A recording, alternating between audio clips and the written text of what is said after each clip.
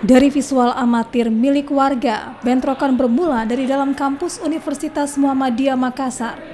Namun bentrok sempat mereda setelah petugas keamanan berhasil melerai bentrokan. Bentrok kemudian berlanjut hingga keluar kampus, tepatnya di Jalan Talasalapa. Sejumlah mahasiswa antar dua kubu menggunakan senjata tajam, balok, dan busur panah.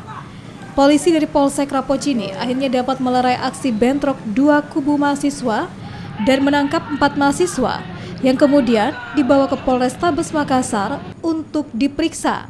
Sementara itu pihak kampus mengakui adanya bentrokan mahasiswa usai pemilihan ketua himpunan mahasiswa jurusan.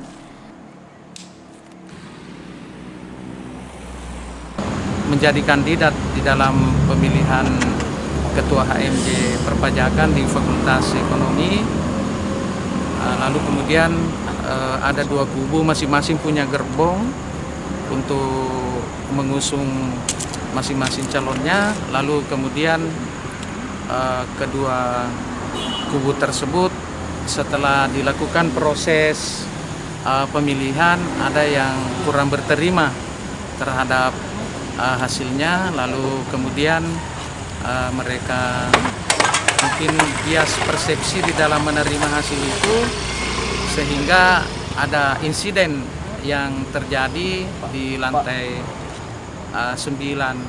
Kalau